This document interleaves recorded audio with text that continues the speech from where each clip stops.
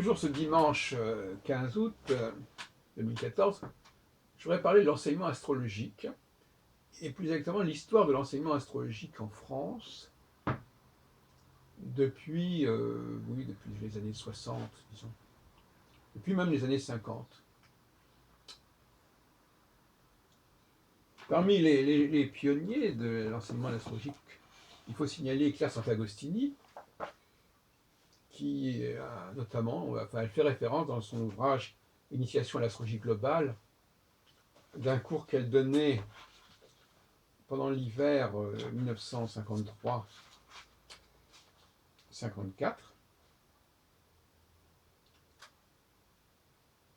et qui était paru en Ronéoté. André Barbeau, le jeune André Barbeau, participait à ce type d'enseignement, qui était hier assez axé vers la morphopsychologie. C'est assez intéressant parce que moi-même, quand j'ai créé la faculté de l'astrologie de Paris 20 ans plus tard, Marielle Clavel, qui est devenue Garel, enseignait la morphopsychologie et d'ailleurs était très liée à Claire Sant'Agostini. Alors, justement, entre 1953 et 1975, création de la faculté libre d'astrologie de Paris, il y a eu la création du CEFA, le Centre d'études et de formation astrologique, dans les années 60, je crois. À peu près à l'époque où je suis entré au CIA moi-même, enfin, j'ai fait partie de cette mouvance. Ce CEFA comportait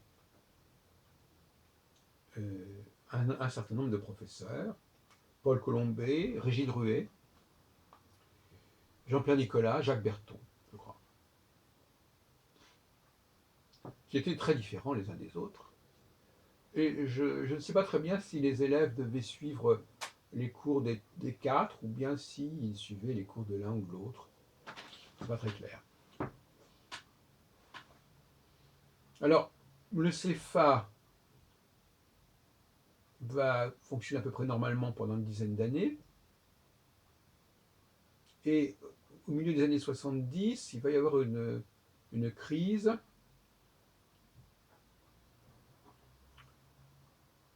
qui oppose notamment Jean-Pierre Nicolas et Jacques Berton qui vient de disparaître il n'y a pas longtemps. Et Jacques Berton va partir du CEFA, Jean-Pierre Nicolas va garder le CEFA, qui va devenir essentiellement l'école de son astrologie conditionnelle, conditionnaliste. Et le CEFA deviendra par la suite le COMAC, le Centre d'organisation du mouvement astrologique conditionnaliste.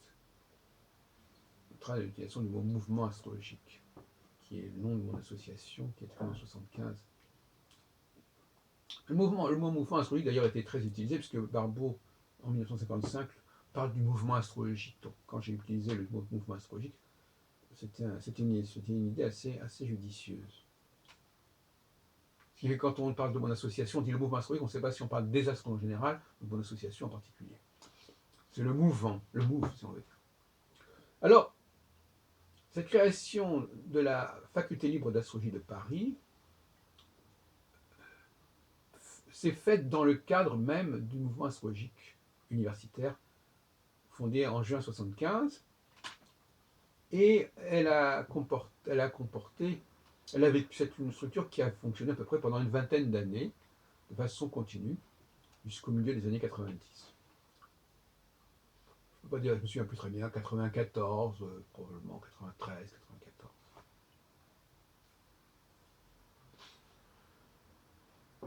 Il y a eu un grand nombre d'enseignants qui ont enseigné pendant ces 20 ans. J'en ai fait d'ailleurs une petite plaquette que je n'ai pas sous la main, où je donne tous les enseignants qui ont procédé dans ce cadre.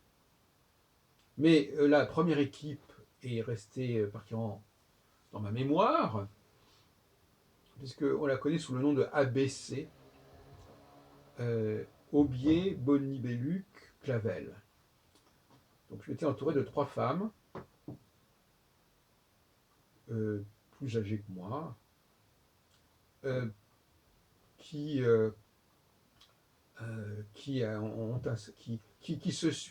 Là aussi, je ne sais plus très bien, mais je crois que les élèves étaient encouragés à suivre plusieurs cours, ce n'était pas une obligation.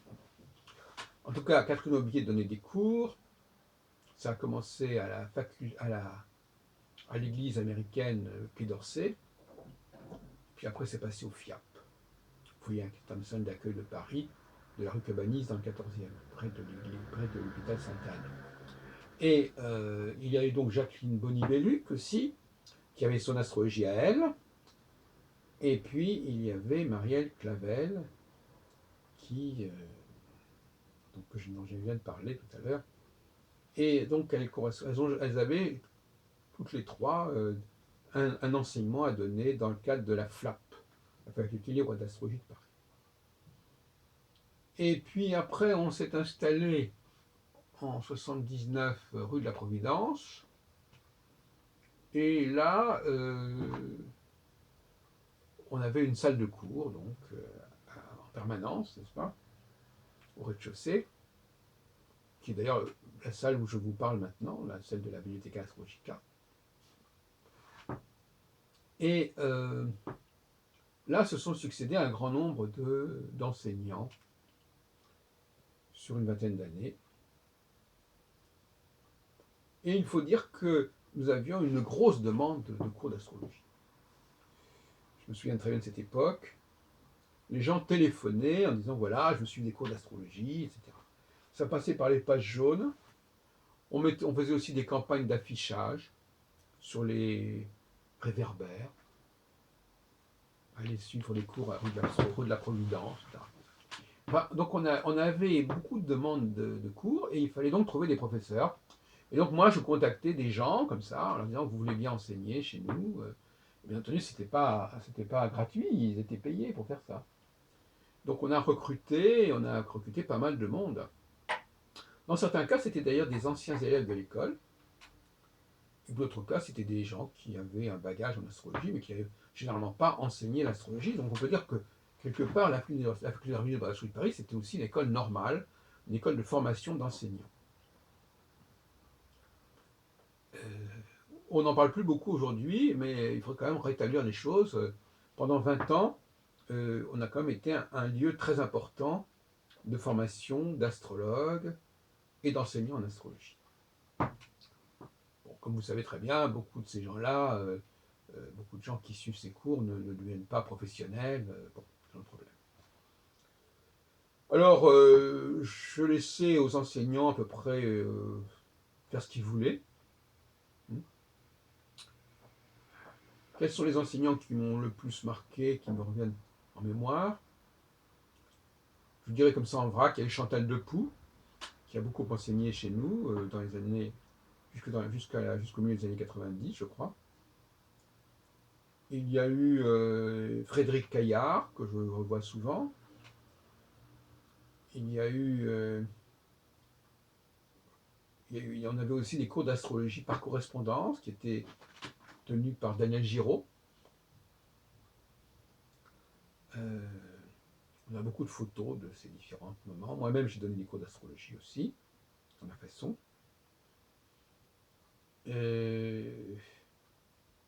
Serge Hutin a donné des cours aussi. Jean Faure, enfin différents. Enfin, il y a eu beaucoup de choses. On avait d'ailleurs une sorte de partenariat avec la Nouvelle Acropole aussi. Enfin, il y a eu des moments où certains cours ont eu lieu dans les locaux de la Nouvelle Acropole. Et l'Acropole a donné aussi des cours dans nos locaux de la rue de la Providence. Enfin,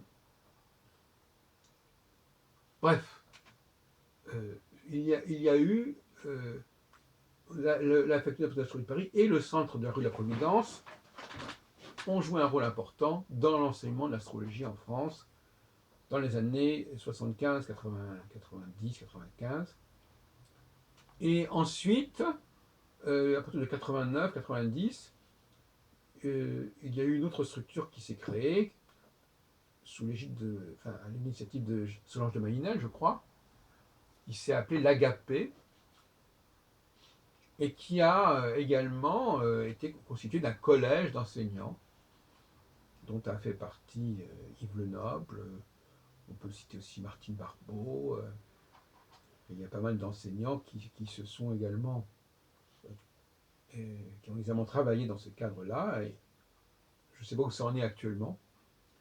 Donc voilà, ce que j'ai voulu dire, c'est qu'il y a eu comme ça une filiation, une succession de centres d'enseignement de l'astrologie, depuis Tar Sant'Agostini, en passant par la Faculté libre d'astrologie de Paris,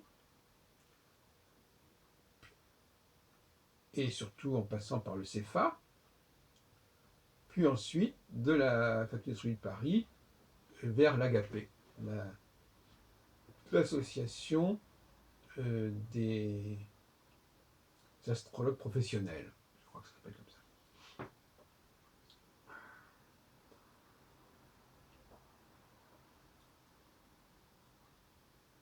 Ils ont publié aussi des... Alors, donc, ce qui est intéressant, c'est que cette, cette branche astrologie, qui faisait partie du mouvement astrologique unifié, était très distincte de la branche colloque. Les élèves en astrologie que nous avions n'allaient pas forcément dans les colloques. Les professeurs d'astrologie que nous avions n'étaient pas forcément intervenants dans les colloques. Et donc, on peut dire que jusqu'en 90, la voie enseignement d'astrologie ne se confondait pas avec la voie recherche en astrologie, qui était quand même le propre des colloques. Donc il y avait une dualité intéressante. Et à partir des années 90, il y a une synergie entre l'enseignement de l'Agapé notamment et les congrès organisés par Yves Le Noble, qui ont fait qu'il y avait une sorte de vase communicant entre ces deux branches que sont l'enseignement et la recherche. Et progressivement, au cours des années 90, les congrès eux-mêmes sont plutôt devenus des compléments aux formations d'enseignement. C'était plutôt des cours magistraux qui étaient d'ailleurs inclus quasiment dans la formation des élèves en astrologie. Et la forme colloque de recherche s'est maintenue dans le cadre de mes propres activités, notamment jusqu'en 1994,